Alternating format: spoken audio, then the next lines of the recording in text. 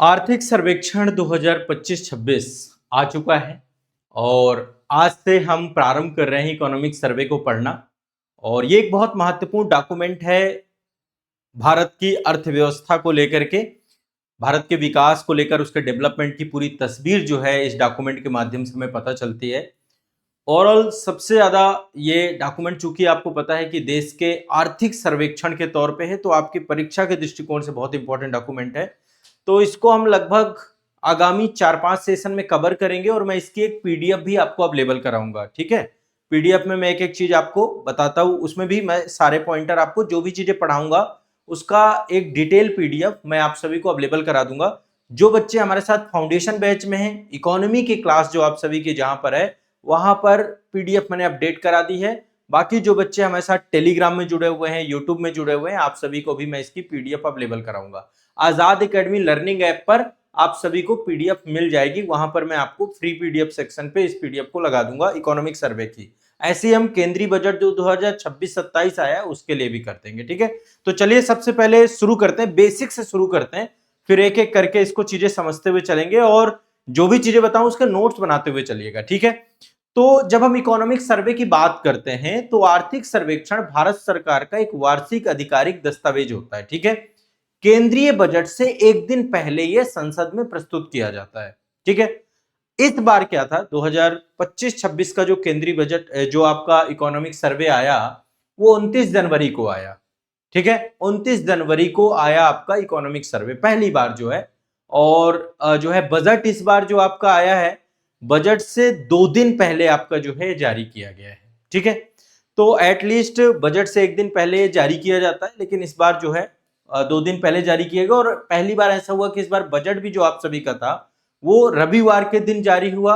और बजट को लेकर के अलग से मैं आपको डिटेल में डिस्कस करूंगा, उसके बारे में ऑलरेडी मैं आपके सेशन अलग से पूरा रखूंगा, इसमें केवल इकोनॉमिक सर्वे की बात करते हैं।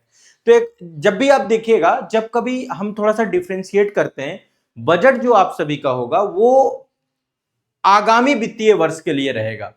ठीक है, बजट आगामी यानी कि जैसे जो वित्तीय वर्ष आप सभी का खत्म हो रहा है, जैसे 2025-26, देखिए वित्तीय वर्ष से भी बहुत सारे बच्चे कंफ्यूज हो रहे होंगे कि मैं वित्तीय वर्ष जो प्रयोग कर रहा हूं, तो वित्तीय वर्ष आपका शुरू होता है 1 अप्रैल से।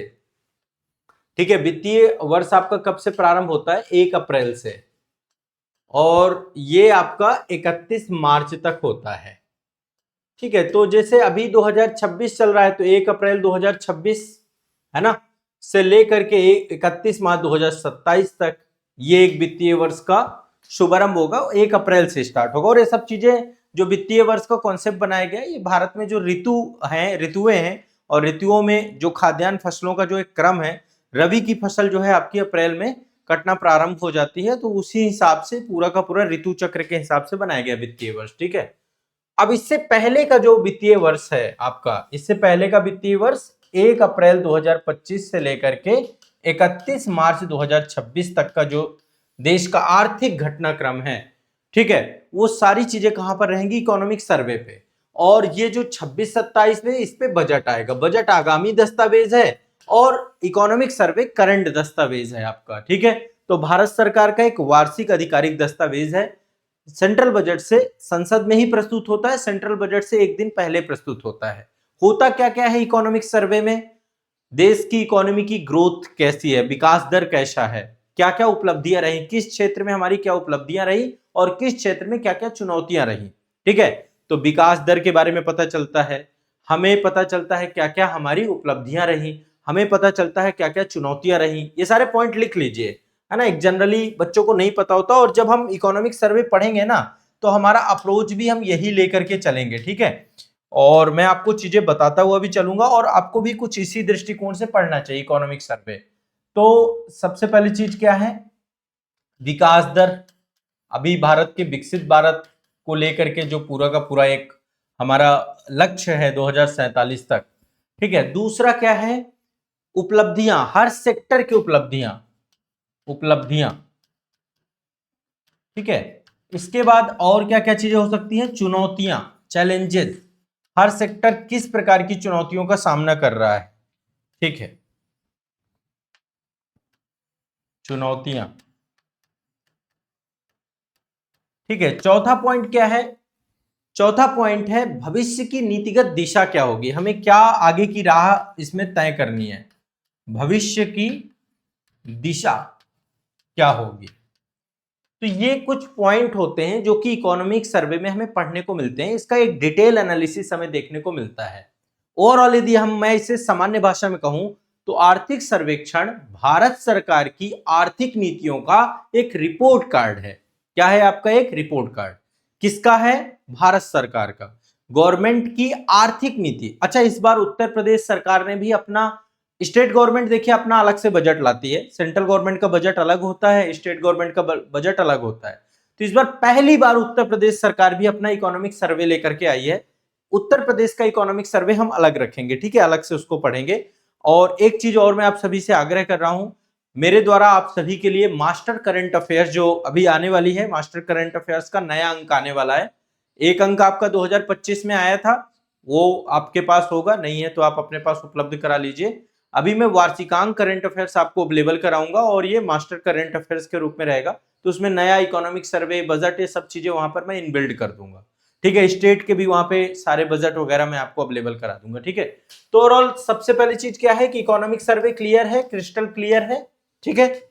अब यहां पर जब मतलब कौन इसको प्रस्तुत करता है, तो दरअसल बहुत सारे लोगों को इसका भी क्वेश्चन पता होना चाहिए, आंसर पता होना चाहिए कि इकोनॉमिक सर्वे जो हमारे देश के चीफ इकोनॉमिक एडवाइजर होते हैं, जिनको हम सीए कहते हैं, मुख्य आर्थिक सलाहकार, ठीक है, इनके मार्गदर्शन में तैयार किया जाता है।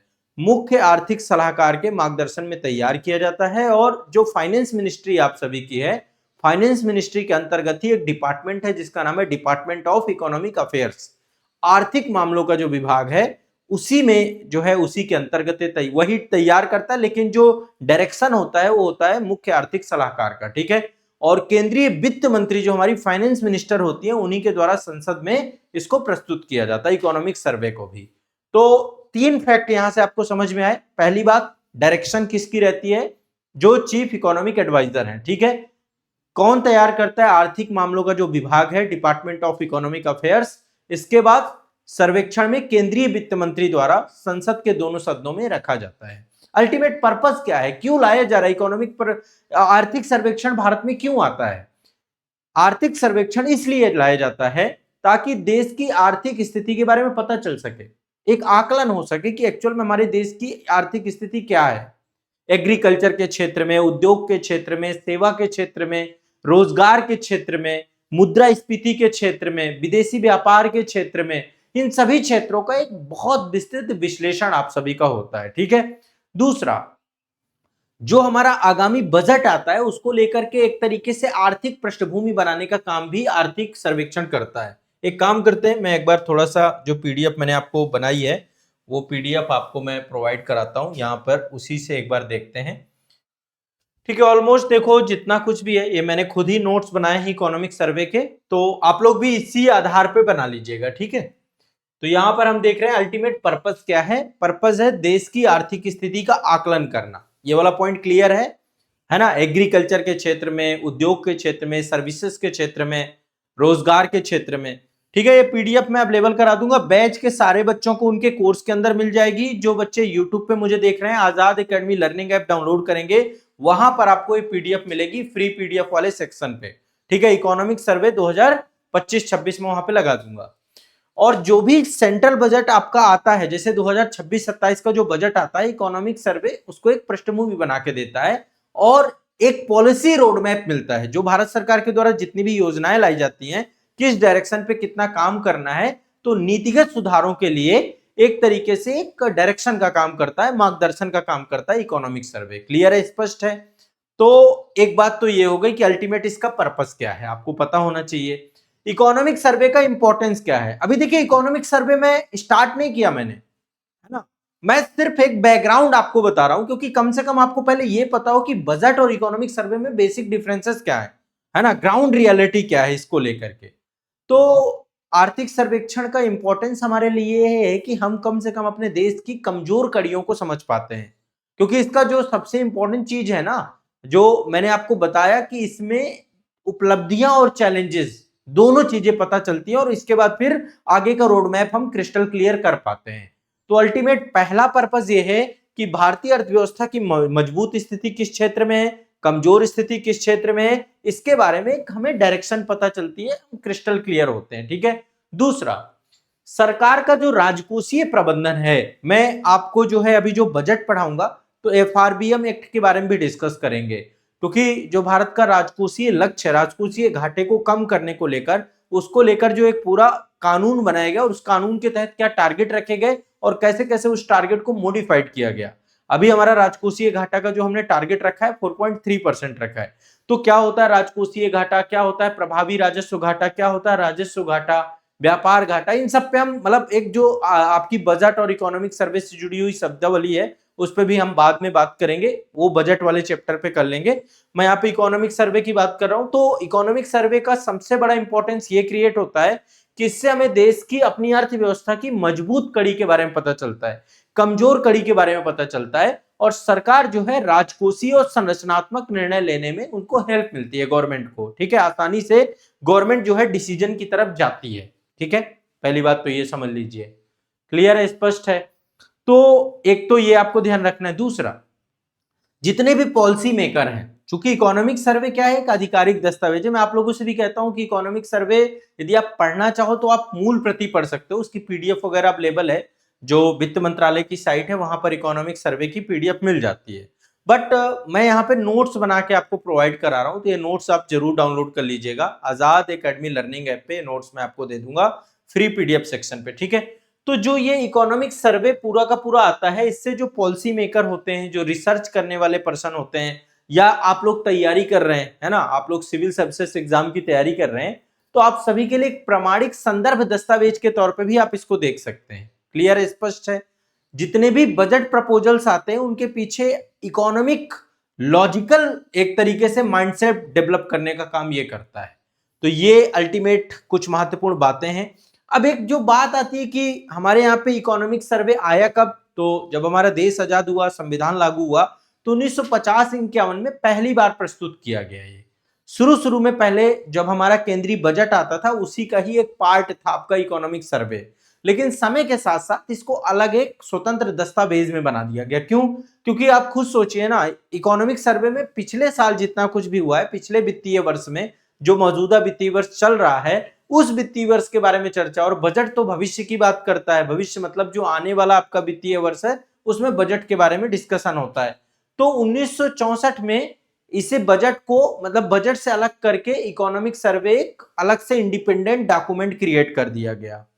आर्थिक सर्वेक्षण मतलब एक तरीके से जो इससे पहले का जो बजट होता है ना, उस बजट के आधार पर भी उसका एक बेस क्रिएट होता है। तो ये सरकार की जो इकोनॉमिक डेवलपमेंट पॉलिसीज हैं, सरकार की सोच क्या है, सरकार की प्राथमिकताएं क्या हैं, सरकार किस क्षेत्र में क्या करना चाहता है, ये सारी चीजें हमें इकोनॉमिक सर्वे से पता चलती हैं। तो कुछ बेसिक्स हैं जो आमतौर पे आपको नहीं पता होते, वो मैंने यहाँ पे आपको बताने का प्रयास किया है।